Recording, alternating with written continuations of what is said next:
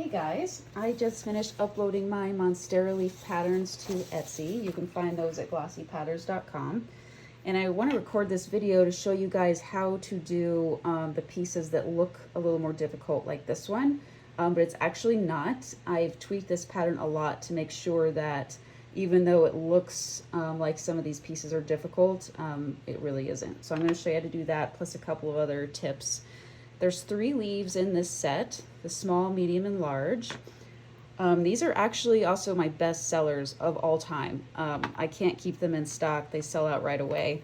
Currently, I sell these for $64, but or at least the small ones anyway. I think I'm going to raise that to $70 because there's 10 pieces. And as you can see with the pieces, there's no straight lines. So whenever you have a pattern without a lot of straight lines, you have to consider that it takes you longer to do things like cut it, foil it, grind it. There's just a lot more to do. So I think I'm going to be raising the price on my small ones. Medium ones are $100. I might raise that to $110.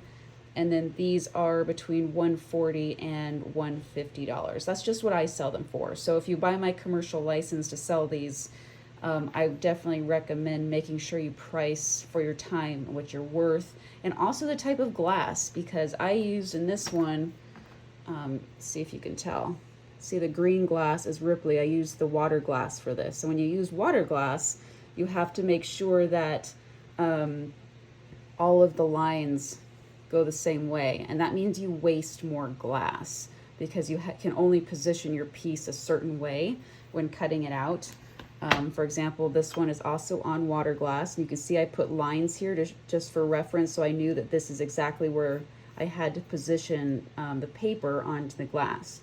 So when you do that, you waste more glass. I feel like you don't get the maximum amount of glass usage. So I raise my prices anytime I use something like water glass or even wispy glass, because you can see I tried to make it so all the lines were going in a certain direction, which again makes you waste more glass. All right, so supplies for this. I will link everything I use in the comments. Well, if you're watching this on Instagram, go to my YouTube at glossypatterns.com, and all of the supplies will be listed in the video description. So for the ring, this right here, I use 20 gauge pre-tinned wire, and I wrap that wire around an empty spool of solder. It's just kind of the perfect size. I do have a full video on doing these jump rings on YouTube that you can check out as well. So I'm not going to go into any more detail about that one. All right, so let's get started with cutting. So first off, when you're doing anything with a tip like this, I recommend positioning your paper on the glass or your pattern shape on the glass in a way where there is some glass on the outside of the tip. That way when you go to cut out all of this, you're less likely to break this tip off. So you can see I have glass on this side. Is there another one? I have glass on that side. Just makes it a little bit more easy on you. So the way I do this, I designed this to be cut out in 3 different swoops. So I'm just going to draw it out. You go from the tip down to the first bump, and then through to here, and then you cut out this bump, and you cut out this bump. Easy peasy. You can even do it in one go. So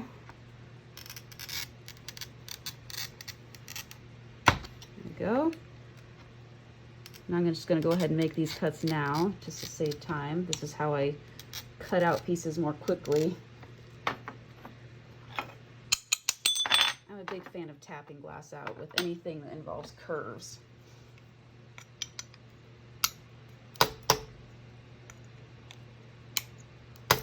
Ta-da! Not that difficult. So most of them are designed in that way.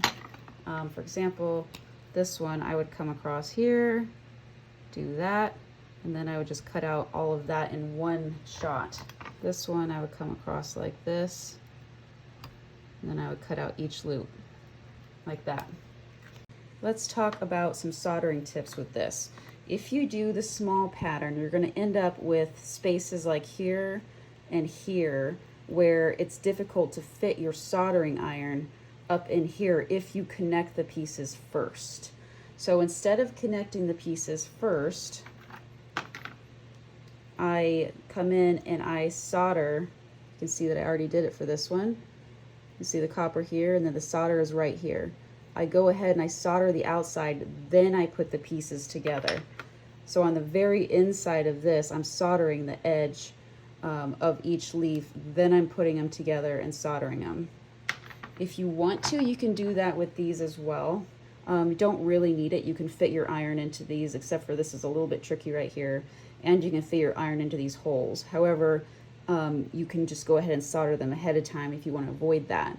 And just one note about these holes, they're optional. So you can see that I left the line in here in case you just wanted to do a straight cut instead of cutting out these holes. That does make it easier, it makes it quicker, so you have less to do, but I really like the holes. I feel like they give it a lot of personality, so I always put them in. The next thing to talk about real quick is foiling. There's a lot of curves here, and it's a common mistake to put your foil down and then just push it down, you know, onto the sides of the glass, but then it rips because of the curves. I think I might even have an example here somewhere. There's one little rip right there.